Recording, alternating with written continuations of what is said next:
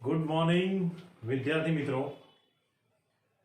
પ્રકરણ 1 ઘન અવસ્થામાં અગાઉના લેક્ચરમાં આપણે એકમ કોષ એના પ્રકાર શીખી ગયા.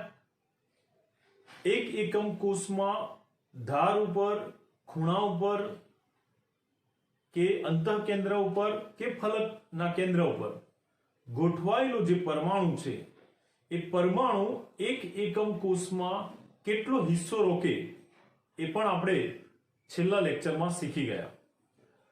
આજનું લેક્ચર એમાં આપણે શીખીશું એકમ કોષ દીઠ પરમાણુઓએ રોકેલી જગ્યા, જેને એકમ કોષમાં પરમાણુ કેટલા પરમાણુની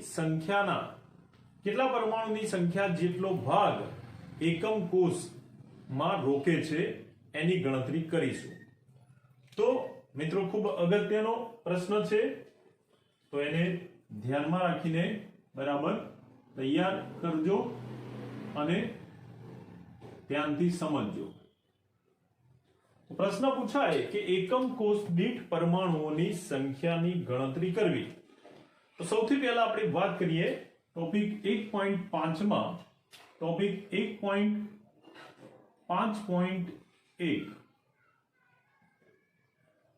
જેમાં સૌ પહેલા એકમ કોષ તરીકે આપણે લઈએ સાદો ઘન અથવા જેને આદિમ કહીએ છીએ. તો સૌથી પહેલા આપણે ગણતરી કરીશું આદિમ એકમ કોષમાં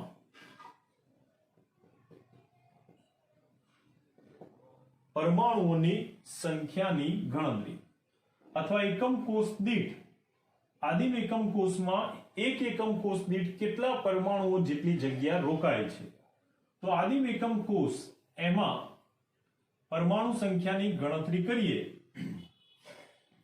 તો સૌથી પહેલા આપણે આદિમ એકમ કોષ દર્શાવી દઈએ.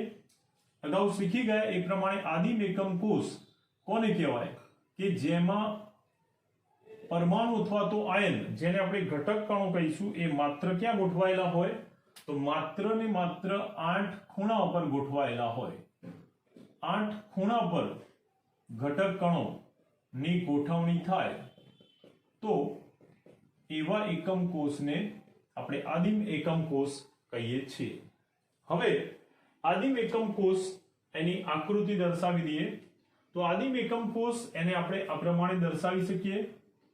એકમ કોષને દર્શાવવા એક સમઘન ની રચના કરીએ છીએ.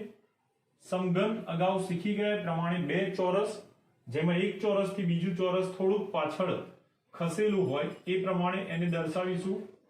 તો અહીંયા આપણે બે ચોરસને આ રીતે દર્શાવી દઈએ, જેમાં બે વચ્ચેનું જે ઊંચાઈ છે એની લંબાઈ છે એમની વચ્ચેનો તફાવત એક સરખો રહે એ રીતે બે ચોરસને આ રીતે દર્શાવીને હવે આ બંને ચોરસના છેડાઓને એકબીજા સાથે જોડી દેતા સમઘન ની રચના થાય છે, જે આપણે એકમ કોષ તરીકે ઓળખાવીએ છીએ. હવે આ એકમ કોષ આદિમ એકમ કોષ ક્યારે બને? જ્યારે એના દરેક ખૂણા ઉપર, એટલે કે 8 ખૂણા ઉપર જો 8 ઘટક કણો, 8 પરમાણુ ગોઠવાય તો આપણે પરમાણુ કે આયન એને ગોલીય લેતા હોઈએ છીએ. તો અહીંયા આપણે આદિમ એકમ કોષમાં 8 આવા પરમાણુ કે આયનો એને ગોઠવી દેતા આ આદિમ એકમ કોષની રચના બને છે. એક જ પ્રકારના 8 પરમાણુ કે 8 આયનો એકમ કોષના 8 ખૂણા પર ગોઠવાય એટલે હવે આ આદિમ એકમ કોષ થયો. હવે આ જે આદિમ એકમ કોષ છે એ એકમ કોષમાં કેટલા પરમાણુ જેટલી જગ્યા રોકાય એની વાત કરીએ. મિત્રો હવે બરાબર ધ્યાન આપજો. તો સૌથી પહેલા આપણે જોઈએ કે આદિમ એકમ કોષમાં ઘટક કણો કેટલા ગોઠવાયા હોય. તો આદિમ એકમ કોષ વ્યાખ્યા મુજબ 8 ખૂણા ઉપર 8 ઘટક કણો ધરાવે છે. એનો મતલબ કે અહીંયા 8 ખૂણા ઉપર 8 ઘટક કણોની ગોઠવણી થયેલી હોય તો દરેક જે ખૂણા ઉપર ગોઠવાયેલો પરમાણુ કે આયન છે એ એકમ કોષમાં કેટલો ભાગ રોકે? તો અગાઉ આપણે શીખી ગયા એ પ્રમાણે કે દરેક જે ખૂણા પર ગોઠવાયેલો પરમાણુ છે, દરેક ખૂણા પરનો પરમાણુ, ખૂણા પર ગોઠવાયેલો પરમાણુ કે આયન, જેને આપણે ઘટક કણ કહીએ, ખૂણા પર ગોઠવાયેલો પરમાણુ કે આયન એકમ કોષ, એક એકમ કોષમાં પરમાણુના 8મા ભાગ જેટલો હિસ્સો રોકે. એટલે આપણે એક પરમાણુના 8મો ભાગ રોકે એવું કહેવાય. એક ખૂણા ઉપર ગોઠવાયેલો એક પરમાણુ કે આયન એકમ કોષ દીઠ પરમાણુનો 8મો ભાગ જેટલો હિસ્સો એ એકમ કોષમાં ધરાવે છે. તમે જુઓ કે આપણે એક બરાબર ધ્યાન આપજો, સમજજો કે આ એક સાદો ઘન છે. જે સાદા ઘનને આપણે કુલ 4 ભાગમાં વિભાજિત કરીએ. સૌથી પહેલા 2 ભાગ કરીશું એના આ રીતે, જેથી આ બે એક સરખા ટુકડા થશે.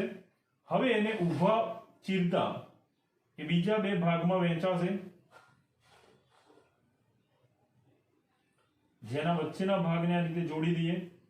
હવે કુલ આ ઉપર જોતા 1 2 3 અને 4 ઊભા ભાગ જોવા મળશે, જેમાં 2 આગળ અને 2 લંબઘન પાછળ જોવા મળશે. જો આપણે એને આડો પણ આ રીતે છેદ લઈ લઈએ, આડો કાપી દઈએ, તો આડો ભાગ કાપતા અથવા એને છેદતા હવે આ એકમ કોષ એ આ રીતે કુલ 8 ભાગમાં વિભાજિત થાય છે. કુલ 8 ભાગમાં વિભાજિત થતો આ જે ભાગ છે એનો એક એકમ કોષ લઈએ. બરાબર ધ્યાન આપજો, અગાઉ પણ આપણે શીખી ગયા પ્રમાણે આ એક એકમ કોષ છે. જે એકમ કોષના આસપાસ જુદા જુદા અન્ય એકમ કોષો આજુબાજુ ઉપર નીચે આગળ પાછળ ગોઠવાયેલા હોય, તો આ એક એકમ કોષના ખૂણા ઉપર ગોઠવણી પામેલો જે પરમાણુ છે એ પરમાણુ એનો 8 એકમ કોષમાં, 8 નાના નાના એકમ કોષમાં એનો સરખો ભાગ રોકાશે. આમ ખૂણા ઉપર ગોઠવાયેલો જે પરમાણુ છે એ 8 એકમ કોષમાં સરખો વહેંચાય તો આ ખૂણા ઉપર ગોઠવાયેલો પરમાણુ એનો આ એકમ કોષ એમાં માત્ર 8મો ભાગ જ જોવા મળશે. કેટલો જોવા મળશે? તો એ આ એકમ કોષની અંદર માત્ર એનો 1/8 ભાગ જ રોકતો હોય છે. જેના આધારે જો આપણે એ આદિમ એકમ કોષમાં એકમ કોષ દીઠ પરમાણુની સંખ્યાની ગણતરી કરીએ તો એને આ પ્રમાણે ગણી શકાય. આદિમ એકમ કોષમાં 8 ખૂણા આવેલા હોય. હવે આગળ આપણે શીખી ગયા એ પ્રમાણે કે દરેક ખૂણા ઉપર રહેલો પરમાણુ 1/8 ભાગ રોકે. ખૂણાનો પરમાણુ જો એકમ કોષમાં 1/8 પરમાણુનો 1/8 ભાગ રોકતો હોય તો આદિમ એકમ કોષમાં આવા કેટલા ખૂણાઓ આવેલા છે? તો અહીંયા જોઈ શકાય કે આદિમ એકમ કોષમાં આવા જુદા જુદા 8 ખૂણા ઉપર 8 પરમાણુ આવેલા છે, જે દરેક એકમ કોષમાં પોતાનો 1/8 જેટલો ભાગ ધરાવે છે. આમ એક ખૂણાનો પરમાણુ 1/8 જેટલો ભાગ સમઘન એકમ કોષમાં ધરાવે તો 8 ખૂણાના 1/8 લેખે 8 ખૂણા દ્વારા કેટલો ભાગ રોકાશે? તો આદિમ એકમ કોષમાં 8 ખૂણાના 1/8 પરમાણુના 1/8 ભાગ લેખે રોકાતો જે હિસ્સો છે એ થશે 8 × 1/8. એક ખૂણાનો એક અષ્ટમાંશ ટુકડો, તો એવા 8 ખૂણાના એક અષ્ટમાંશ ટુકડા, આવા એક અષ્ટમાંશ પરમાણુના એક અષ્ટમાંશ જેટલો ભાગ એવા 8 ટુકડાને આપણે જોડી દઈએ તો એનાથી એક પરમાણુ 8 એક 8 એટલે એક પરમાણુ જેટલો જગ્યા આદિમ એકમ કોષમાં રોકાશે. આમ આદિમ એકમ કોષમાં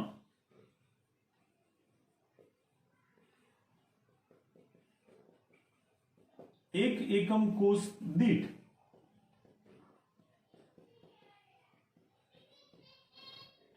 પરમાણુ સંખ્યાની ગણતરી કરતા કેટલા પરમાણુ જેટલી જગ્યા રોકે? તો એક એકમ કોષ દીઠ એક પરમાણુ જેટલી જગ્યા એ રોકે. અથવા એવું કહી શકાય કે આદિમ એકમ કોષમાં પરમાણુઓની સંખ્યા કેટલી? તો પરમાણુઓની સંખ્યા થશે એક પરમાણુ અથવા એક ગોળા જેટલી જગ્યા રોકાશે. આ કેવી વાત થઈ કે એક સફરજન કે બટાકું એને આપણે આ રીતે ઊભું ચીરીશું એટલે એના બે સરખા ભાગ થશે. એને ફરી પાછું વચ્ચેથી આ રીતે ઊભું ચીરીશું એટલે આ બીજા 4 ટુકડા થશે.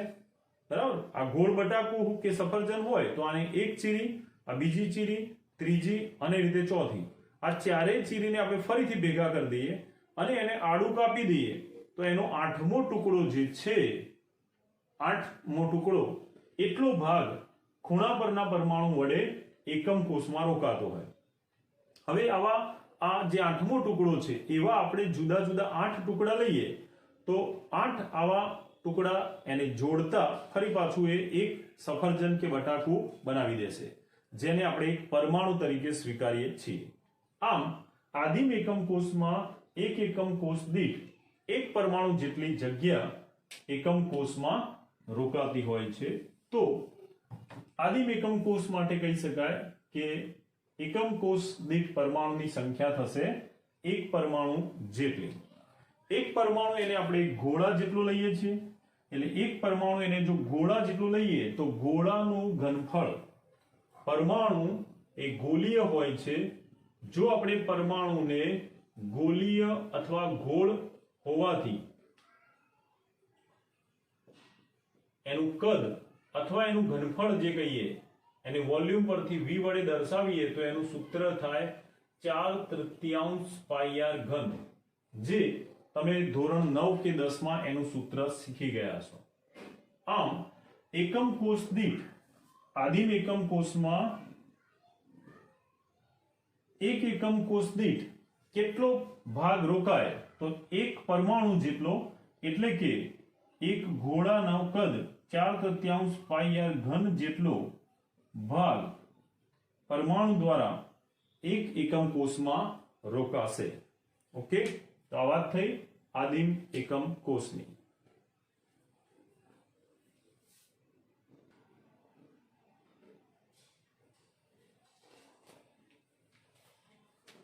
હવે એકમ કોષના બીજા પ્રકારમાં પરમાણુઓની સંખ્યાની ગણતરી કરીએ. આકૃતિ જોઈને તમને ખ્યાલ આવી ગયો હશે કે આપણે કયા એકમ કોષમાં પરમાણુ સંખ્યાની ગણતરી કરવા જઈ રહ્યા છીએ.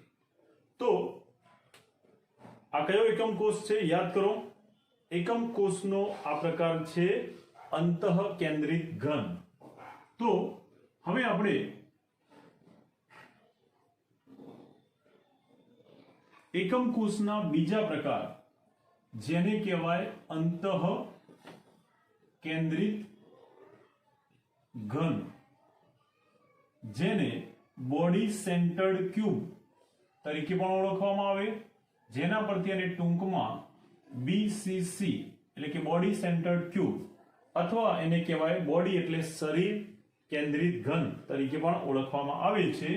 એમાં પરમાણુ સંખ્યાની ગણતરી કરીએ કે અંતઃકેન્દ્રિત ઘન અથવા બોડી સેન્ટર્ડ ક્યુબ એકમ કોષમાં પરમાણુની સંખ્યા કેવી રીતે ગણી શકાય?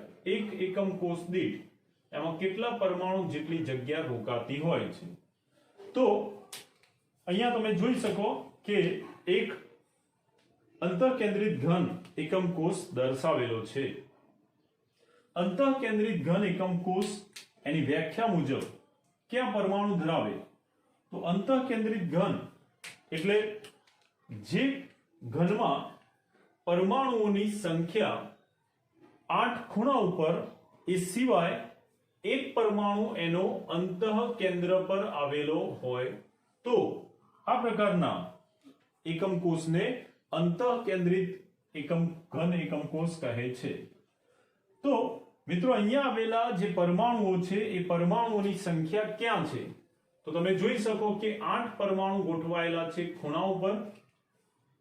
8 પરમાણુ એક ખૂણા પર ગોઠવાયેલા છે જે ગોળીય હોવાથી આપણે એને આ રીતે દર્શાવેલા છે. આમ 8 પરમાણુ કે આયનો ખૂણા પર, જ્યારે એક પરમાણુ અહીંયા જોઈ શકો તમે, એક પરમાણુ એવો છે કે જે અંતઃકેન્દ્ર પર ગોઠવાયેલો છે. હવે કુલ 9 પરમાણુથી બનેલા આ પ્રકારના એકમ કોષ, એમાં પરમાણુઓનો કેટલો હિસ્સો એક એકમ કોષમાં રોકાયેલો હોય, એટલે કે પરમાણુની સંખ્યાનો કેટલો ભાગ એકમ કોષ રોકે છે એની ગણતરી કરીએ તો ફરીથી અંતઃકેન્દ્રિત ઘન એમાં પરમાણુઓની સંખ્યા ક્યાં આવેલી છે? તો 8 પરમાણુ આવેલા છે ખૂણા પર.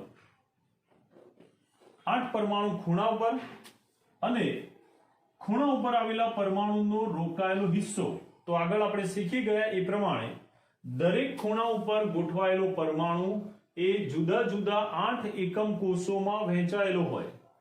એટલે એક એકમ કોષમાં તો એનો 1/8 જેટલો જ પરમાણુ રોકાયેલો હોય છે. આમ એક ખૂણા ઉપર રોકાયેલો પરમાણુનો હિસ્સો 1/8 પરમાણુ જેટલો હોય. તો એક ખૂણા ઉપર પરમાણુનો 1/8 જેટલો ભાગ રોકાતો હોય તો આવા 8 જે ખૂણા ઉપર ગોઠવાયેલા છે એના દ્વારા રોકાયેલો હિસ્સો કેટલો? તો 8 ગુણ્યા 1/8 પરમાણુ, જે અહીંયા 8 8 ઉપર નીચે દૂર થતા એક પરમાણુ જેટલો ભાગ ખૂણાના પરમાણુઓને કારણે એકમ કોષમાં રોકાયેલો હોય.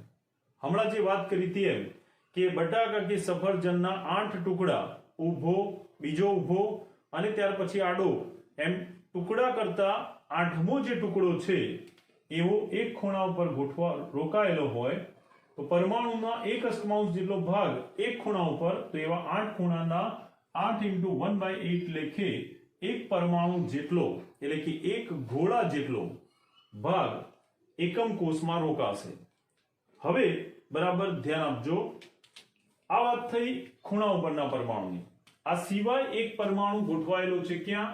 તો એ ગોઠવાયેલો છે અંતઃકેન્દ્ર ઉપર. અંતઃકેન્દ્ર એ એકમ કોષનું બરાબર સેન્ટર આવશે. અંતઃકેન્દ્રનું જે બિંદુ છે એ અંતઃકેન્દ્ર એ બે સામસામેના ખૂણાઓથી મધ્યમાં આવેલો ભાગ કહેવાય. આ ખૂણાથી આ ખૂણામાં મધ્યમાં આવતો આ જે પરમાણુ છે એ એકમ કોષના બરાબર મધ્યમાં આવશે, અને એકમ કોષના બરાબર મધ્યમાં સેન્ટરમાં આવશે તો એ આખો પરમાણુ એકમ કોષની અંદર જ આવશે. ધારો કે આ એકમ કોષ છે જેની આ બે પૃષ્ઠ થશે અને આ બે એના ઉપર નીચેના, તો જે અંતઃકેન્દ્ર છે બરાબર મધ્યમાં આવશે. પરિણામે એ આખા એકમ કોષની અંદર આવતો હોવાથી એ આખો પરમાણુ એકમ કોષમાં જગ્યા રોકે છે. આમ અંતઃકેન્દ્ર પર આવેલો અંતઃકેન્દ્ર નો જે પરમાણુ છે એ અંતઃકેન્દ્ર પરનો પરમાણુ પૂરેપૂરો એકમ કોષમાં જ અંદર ગોઠવાયેલો છે, માટે એ એક આખા પરમાણુ જેટલી જગ્યા રોકે છે. પરિણામે જો બીસીસી માં એટલે કે અંતઃકેન્દ્રિત ઘન એકમ કોષમાં પરમાણુ સંખ્યાની ગણતરી કરીએ તો 8 ખૂણાનો 1/8 લેખે કુલ એક પરમાણુ વત્તા અંતઃકેન્દ્ર પર રહેલો પરમાણુ આખો એકમ કોષમાં હશે એ આખો એક પરમાણુ એમ 1 + 1 એટલે બે પરમાણુ અથવા બે ગોળા જેટલી જગ્યા અંતઃકેન્દ્રિત ઘનમાં રોકાશે પરમાણુ દ્વારા. તો અહીંયા આપણે કહી શકીએ કે અંતઃકેન્દ્રિત ઘન એટલે કે બોડી સેન્ટર્ડ ક્યુબ એમાં આમ અંતઃકેન્દ્રિત ઘન એકમ કોષમાં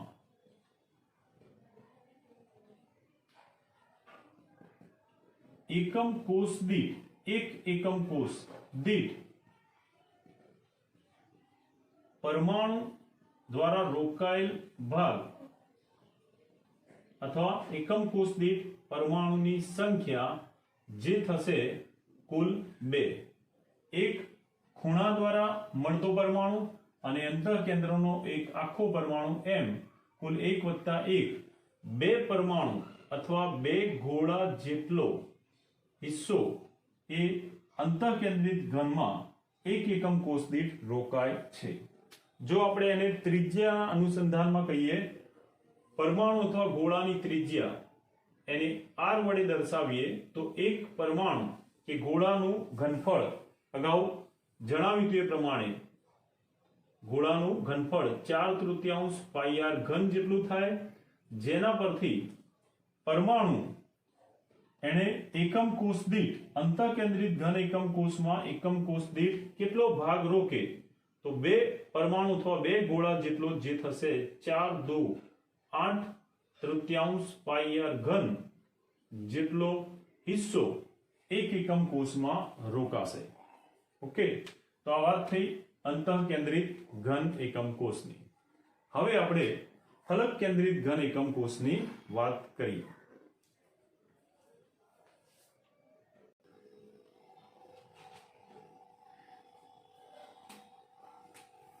હવે ત્રીજા એકમ કોષ એમાં પરમાણુ સંખ્યાની ગણતરી કરીએ. બરાબર ધ્યાન આપજો. ત્રીજો એકમ કોષ છે ફલક કેન્દ્રિત ઘન, જેને આપણે ફેસ એટલે ફલક એટલે પૃષ્ઠ અથવા ફેસ અંગ્રેજીમાં જેને કહેવાય ફેસ સેન્ટર્ડ ક્યુબ, એના ઉપર તેને ટૂંકમાં FCC ફેસ સેન્ટર્ડ ક્યુબ થી દર્શાવી શકાય.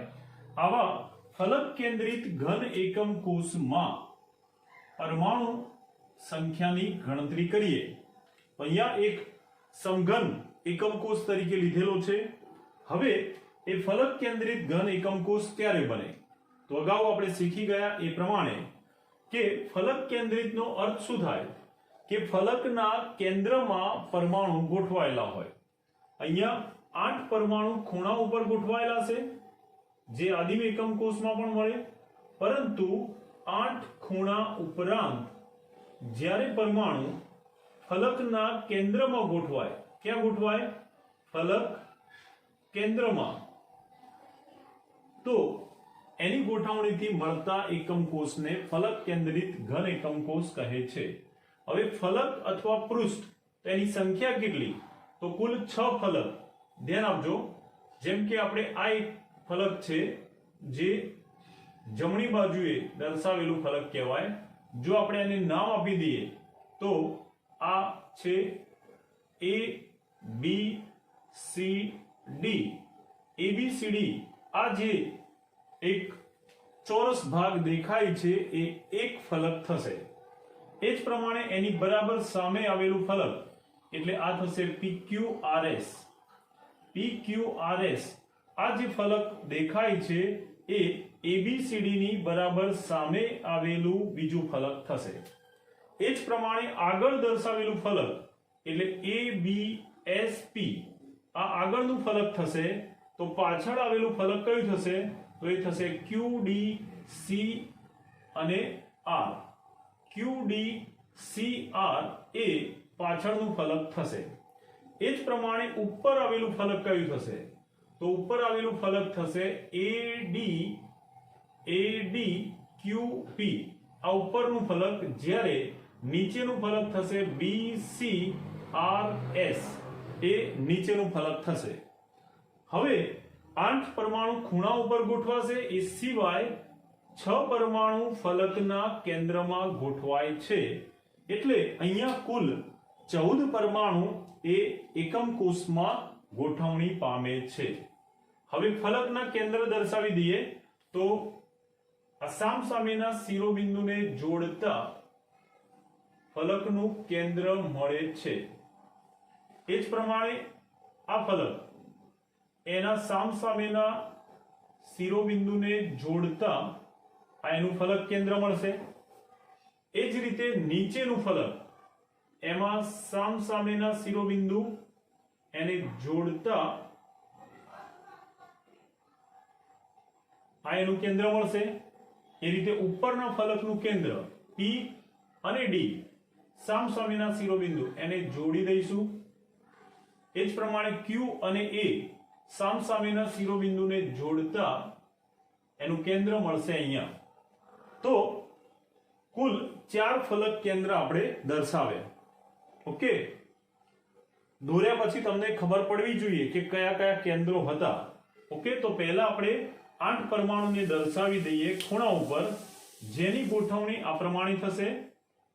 8 પરમાણુ જે ખૂણા ઉપર છે 1 2 3 4 5 6 7 અને 8. જ્યારે ફલકના કેન્દ્રમાં આ જ પરમાણુ ગોઠવાશે તો આ ફલક એના કેન્દ્રમાં અહીંયા પરમાણુ ગોઠવાશે. એ જ પ્રમાણે એની સામેનું આ ફલક એના કેન્દ્રમાં પરમાણુ ગોઠવાશે, જેને આપણે આ રીતે દર્શાવી દઈએ. એ જ પ્રમાણે ઉપરનું ફલક એનું કેન્દ્ર હતું આ, એમાં પરમાણુ ગોઠવાશે.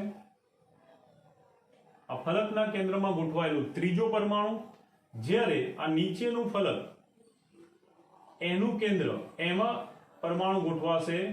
આ ચોથો ફલક કેન્દ્રિત પરમાણુ થયો. હવે આગળ અને પાછળના બે ફલક, તો આ આગળનું ફલક એના સામસામેના શિરોબિંદુ P અને B એને જોડતા એ આ પ્રમાણે P અને B ને જોડીશું. એ જ પ્રમાણે A અને S ને જોડીશું. તો A અને S ને જોડતા અને P અને B ને જોડતા આ જે બિંદુ છે એ થશે આગળના ફલકનું કેન્દ્ર, જેને તમે જોઈ શકો આ આગળનું ચોરસ ફલક એની બરાબર મધ્યમાં અહીંયા બિંદુ આવશે, જે થશે આગળના ફલકનું કેન્દ્ર. એ જ પ્રમાણે પાછળ આવેલ ફલક એનું કેન્દ્ર શોધીએ. આ પાછળનું ફલક એમાં સામસામેના આ બે શિરોબિંદુને જોડી દઈએ. જે સામસામેના બે શિરોબિંદુ આ પ્રમાણે અહીં જોડાશે. એ રીતે D અને P, R અને D એને જોડતા આ બે સામસામેના શિરોબિંદુઓને જોડતા અહીંયા બંનેનું છેદ બિંદુ મળે છે, જે પાછળ આવેલા ફલકનું કેન્દ્ર દર્શાવે છે. તો જોઈ શકો તમે પાછળનું આ જે ફલક ચોરસ આકારે છે આ એનું કેન્દ્ર થશે, જ્યાં કેન્દ્રમાં પાછળના ફલકના કેન્દ્રનો પરમાણુ ગોઠવાય છે. આમ આ આગળ દર્શાવેલા ફલકનો અને આ પાછળ દર્શાવેલા ફલકના કેન્દ્રનો પરમાણુ થશે. હવે આ પ્રમાણે એકમ કોષમાં પરમાણુઓની ગોઠવણી બાદ આપણે એના એકમ કોષ દીઠ પરમાણુ સંખ્યાની ગણતરી કરીએ. તો અહીંયા દર્શાવે પ્રમાણે ફલક કેન્દ્રિત ઘન એકમ કોષમાં પરમાણુ ક્યાં ગોઠવાય? તો 8 પરમાણુ ગોઠવાય છે ખૂણા ઉપર. આ દરેક ખૂણા ઉપર ગોઠવાયેલો પરમાણુ એક પરમાણુ કેટલો હિસ્સો રોકે? તો 1/8 જેટલો ભાગ પરમાણુનો, એક પરમાણુનો 8મો ભાગ જેટલો હિસ્સો એક એકમ કોષમાં રોકે છે. પણ એવા 8 ખૂણા છે, તો આ 1/8 એવા 8 ખૂણા ઉપરથી ટુકડા લઈતા આ 8 દૂર થઈને કુલ એક પરમાણુ અથવા એક ગોળા જેટલો ભાગ એકમ કોષમાં રોકાશે. કયો? ખૂણા ઉપરના પરમાણુ દ્વારા. એક ખૂણા ઉપરથી 1/8 ટુકડો, એવા 8 ખૂણાના 1/8 ટુકડાઓને ભેગા કરતા આખું 1/2 કે સફરજન એટલે કે એક ગોળો પરમાણુ તૈયાર થાય છે. આમ ખૂણા પરના 8 પરમાણુ દ્વારા કુલ 1 પરમાણુ જેટલો, જ્યારે હવે પરમાણુ ક્યાં ગોઠવાયેલા છે? ફલકના કેન્દ્રમાં. મિત્રો આગળ આપણે શીખી ગયા પ્રમાણે કે ફલકના કેન્દ્રમાં ગોઠવાયેલો જે પરમાણુ છે એ વાસ્તવમાં જુદા જુદા બે એકમ કોષોમાં આ પ્રમાણે વહેંચાય છે, જેને ફરી એકવાર જોઈ લઈએ. આ એક લંબઘન દર્શાવેલો છે, જેને આપણે એકમ કોષ માની લઈએ, અને એમાં આવેલું આ વચ્ચેનું ફલક જે બંને એકમ કોષમાં કોમન આવશે. અહીંયા દર્શાવેલું આ જે છે ફલક એ એકમ કોષ 1 માં પણ આવશે અને એકમ કોષ 2 માં પણ આવશે, વચ્ચેનું ફલક. તો જ્યારે કોઈ પરમાણુ એ ફલક આ એક પહેલા એકમ કોષના આ મધ્યમાં આવેલા પરમાણુમાં જો ફલકના કેન્દ્રમાં જો પરમાણુ ગોઠવાય તો એ કેન્દ્રમાં ગોઠવાયેલો પરમાણુ એ વાસ્તવમાં બે ભાગમાં વિભાજિત થશે. આને જો બરાબર સામેથી આપણે જોઈશું તો વાસ્તવમાં આ બે જે એકમ કોષ દર્શાવ્યા એ બે એકમ કોષોની વચ્ચે આવતી જે દિવાલ અથવા તો જે પૃષ્ઠ છે કોમન, એના મધ્યમાં ગોઠવાયેલો જે પરમાણુ છે, ફલકના કેન્દ્રમાં ગોઠવાયેલો પરમાણુ, એ પરમાણુ એના એક એકમ કોષમાં 1/2 જેટલો ભાગ જોવા મળશે, જ્યારે પરમાણુનો અડધો હિસ્સો એ બીજા એકમ કોષમાં રોકાયેલો છે. આમ ફલકના કેન્દ્રમાં રહેલો પરમાણુ એ એક એકમ કોષમાં, ફલક કેન્દ્રનો પરમાણુ એ એક એકમ કોષમાં એક પરમાણુનો કેટલો ભાગ રોકે? તો અડધો પરમાણુ જેટલો ભાગ રોકે. એક સફરજન હોય એના બે ટુકડા કરીએ તો અડધો એ દિવાલની આ બાજુ હશે પરમાણુ તરીકે, અડધું સફરજન આ બાજુ. આમ એક એકમ કોષમાં ફલક કેન્દ્રમાં ગોઠવાયેલો પરમાણુ એક જ એકમ કોષમાં પરમાણુનો અડધો ભાગ ધરાવે છે. તો એવા અહીંયા કેટલા ફલક આવેલા છે? તો ફલકની સંખ્યા કેટલી હતી? 6. હું ફરીથી ફલકના 6 પરમાણુ દર્શાવી દઉં છું. છે બધા એક સરખા જ પરમાણુ. આ કોપરનું પરમાણુ હોય તો બધા ફલકના કેન્દ્રમાં ગોઠવાયેલા પરમાણુ પણ એ કોપરના જ છે, પરંતુ આપણે એને અલગ દર્શાવવા માટે આ રીતે બતાવેલા છે, જે ફલકના કેન્દ્રમાં છે. આવા પરમાણુ જે આગળ પાછળ, આજુબાજુ અને ઉપર નીચે છે, એવા કુલ 6 ફલકમાં ગોઠવાયેલા પરમાણુ પૈકી ફલકના એક પરમાણુનો એક એકમ કોષમાં કેટલો હિસ્સો હશે? તો પરમાણુના અડધા ભાગ જેટલો. એક પરમાણુનો અડધો કરો એટલો ભાગ ફલકનો એક એકમ કોષમાં, પરમાણુનો એક એકમ કોષમાં ભાગ રોકાય. આમ ફલક પર ગોઠવાયેલો પરમાણુ એ પોતાના એક એકમ કોષમાં જો અડધો જ ભાગ એક એકમ કોષમાં ધરાવતો હોય તો આવા અડધા પરમાણુના 6 ટુકડા લઈએ તો કુલ 2 આવા અડધા ટુકડાને એકબીજા સાથે જોડતા એક પરમાણુ બનશે. તો આવા 6 ફલકના અડધા ટુકડા લેવાથી 2 × 3 = 6. 2 3 6. તો અહીંયા 6 ફલકના 1/2 પરમાણુ લેખે કુલ 3 પરમાણુ જેટલો ભાગ પરમાણુ દ્વારા એકમ કોષમાં રોકાશે, જેના પરથી એકમ કોષમાં, ફલક કેન્દ્રિત ઘન એકમ કોષમાં એક એકમ કોષ દીઠ પરમાણુ સંખ્યાની ગણતરી કરીએ તો 8 ખૂણાના પરમાણુનો 1/8 લેખે કુલ 1 પરમાણુ જેટલો, 6 ફલકના 1/2 પરમાણુ લેખે કુલ 3 પરમાણુ જેટલો ભાગ રોકાય, જેનો સરવાળો કરતા એકમ કોષ દીઠ 4 પરમાણુ જેટલો ભાગ એક એકમ કોષમાં રોકાશે.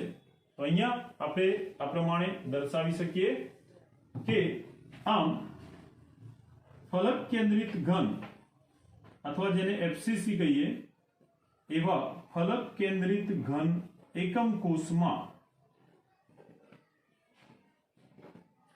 એક એકમ કોષ દીઠ પરમાણુ સંખ્યાની ગણતરી કરતા 4 પરમાણુ એક એકમ કોષ દીઠ 4 પરમાણુ અથવા 4 ગોળા જેટલો ભાગ રોકાય। ઓકે, તો આ પ્રમાણે લખીને તૈયાર કરજો, બહુ અગત્યનું છે। Okay, thank you very much.